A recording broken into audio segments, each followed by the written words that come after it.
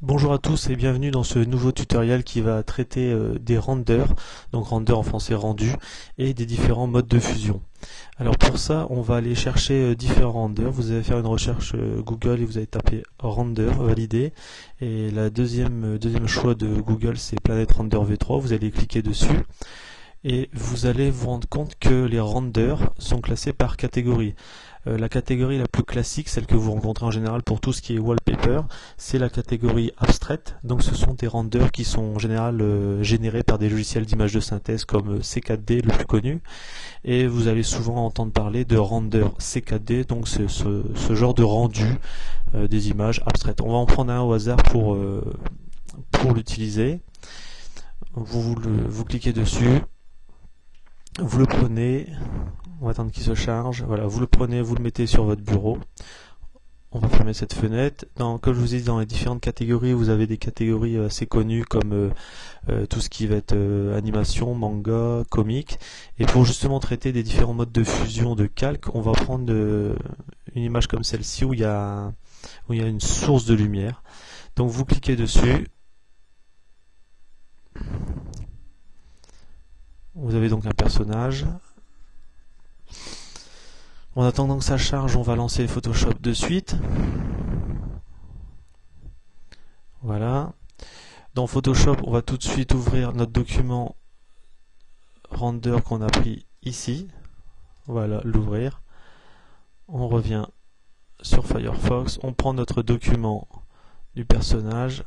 On va quitter Firefox, on n'a plus besoin. Revenir dans Photoshop et ouvrir donc le personnage. On va dire ouvrir. Et puis ça va nous servir de base. Donc à partir de là, on va tout de suite sauvegarder notre document. Pour ça, on fait enregistrer sous. On va le mettre directement sous le bureau. Le format, on va choisir du Photoshop et on va l'appeler render. Ça n'a aucune espèce d'importance. On valide. Ok. Et on ouvre ce document de travail. Donc qui est ici render. Ce qu'on va tout de suite faire, c'est enlever cette petite partie logo qui ne sert à rien.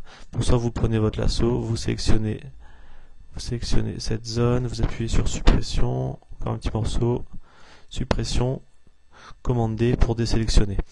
Donc vous avez votre fond qu'on va tout de suite renommer. Pardon, on va tout de suite le renommer. Donc vous double-cliquez sur calque 0, vous l'appelez personnage. Voilà, tout simplement. On va se servir aussi on va aller chercher le render qu'on a, le render 3D. On va donc le glisser. On va tout de suite renommer ceci en tout simplement 3D. C'est juste pour expliquer que c'est le render 3D. Et on va essayer de le positionner correctement. Alors pour ça, on va le mettre derrière le personnage. Et pour pas que le personnage nous gêne dans un premier temps, on utilise la commande opacité. On baisse un peu. On va aller donc sur le render 3D. Avec un commande T, vous allez pouvoir transformer votre sélection, votre calque.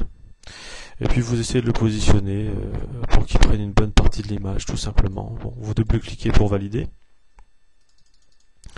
Votre personnage, vous pouvez repasser en opacité 100%. Et ce qu'on va se rendre compte tout de suite, c'est que le render, il est vert, alors que le personnage, il est plutôt couleur de l'explosion. C'est plutôt les teintes dominantes. Donc ce qu'on va faire, c'est qu'on va créer un nouveau calque. Vous cliquez ici. Le calque 3D dans un premier temps, on n'a pas besoin. Et ce calque, vous allez le mettre au-dessus. Et puis on va le remplir avec un dégradé. Alors pour ça, les couleurs qu'on va choisir, ça va être par exemple ici, voilà, un genre de jaune très clair. Et puis en deuxième couleur, vous allez prendre une couleur plutôt rouge orangé, voilà, comme ça. Il n'y a pas besoin de faire quoi que ce soit de bien particulier. Vous allez dans l'outil dégradé en mode circulaire. Vous partez d'ici, vous allez jusque l'extérieur. Et puis ce que vous allez faire, c'est que ce calque qui est là au-dessus, qui est le dégradé, par rapport au render, on va mettre le render est donc, regardez, juste en dessous qui est vert, et bien en fait voilà, on va faire un mode de fusion qui est intéressant qui s'appelle couleur, et puis vous allez vous rendre compte que le render est passé de la couleur qu'on vient de choisir. Bon, l'effet ici, c'est pas forcément joli, mais ça nous convient. On va sélectionner les deux calques et on va les fusionner ensemble, et là on n'a pas besoin de le voir. On va remettre le personnage au-dessus.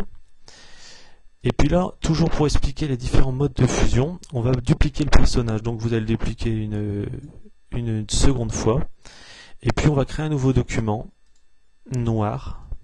Pour qu'il soit noir, c'est facile, vous sélectionnez votre calque, vous repassez en couleur ici par défaut et vous faites fichier remplir couleur de premier plan, vous avez un fond noir. À nouveau, pour pas que les personnages vous gênent, vous en sélectionnez, vous en rendez visible qu'un seul, vous en sélectionnez un, vous rendez l'opacité toujours à 50%.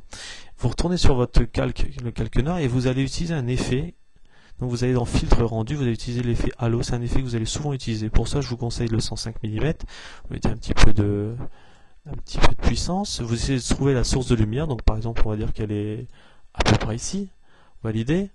Bon, elle tombe bien, elle est au bon endroit. Si c'était pas bon, ça vous permet de recommencer. Donc si c'est bon, on va vous repasser l'opacité du personnage à 100%. Et puis là, les différents modes de fusion, vous allez voir que c'est intéressant. Parce qu'en fait, vous allez sélectionner votre personnage. Et puis, on va déjà lui faire un petit effet de mouvement. Alors pour ça, le plus simple, c'est de mettre du flou. Donc vous allez dans filtre, atténuation, un flou directionnel. Et vous allez indiquer la direction du personnage. Bon, en l'occurrence, il se déplace plutôt, on va dire, entre 30 et 40 degrés. Et puis vous validez, donc votre personnage il est flou, et à la place de bêtement le faire un personnage au-dessus de votre halo de lumière, vous allez le mettre en mode de fusion, densité moins. Et là, vous voyez tout de suite la différence. C'est quand même assez important comme différence. Et puis le personnage du dessus, qui est le personnage d'origine, vous allez le mettre en mode incrustation, et puis voilà. Ça vous rend un effet quand même sympathique.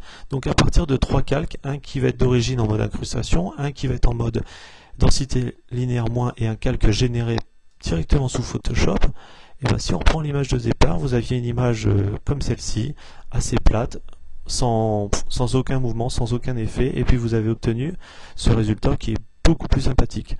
Bon, maintenant pour en revenir au render, le render vous allez l'activer, vous allez le mettre entre le personnage et le calque, et puis si vous faites ça, forcément il écrase tout le monde, du moins il écrase tout votre calque, le calque halo.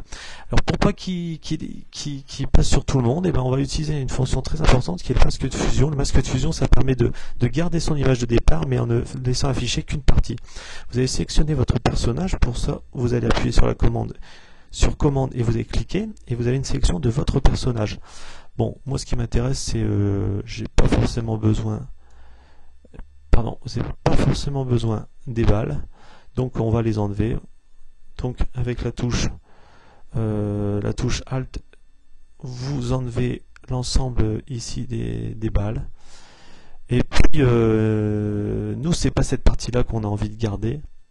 Moi, j'ai envie de dire c'est la partie inverse. Donc pour ça, vous allez aller dans Sélection. Ici, vous allez faire intervertir, et moi j'ai envie de garder tout ce qui est actuellement sélectionné. Donc vous appuyez sur masque de fusion tout simplement, et puis voilà. Vous voyez ici en blanc les parties visibles, en noir les parties non visibles, et c'est vrai que, regardez, si je cache le reste, vous vous rendez compte qu'en blanc, on voit afficher le calque, et la grosse partie noire au milieu, vous ne voyez pas rien affiché. Donc vous voyez au travers, donc vous voyez pas le halo. Et puis si vous rajoutez votre personnage, vous voyez le personnage au-dessus. Donc voilà comment utiliser rapidement des renders sur Internet, et surtout avec les modes de fusion, vous voyez comment rendre un petit effet fort sympathique. Voilà, je vous dis à une prochaine, bye.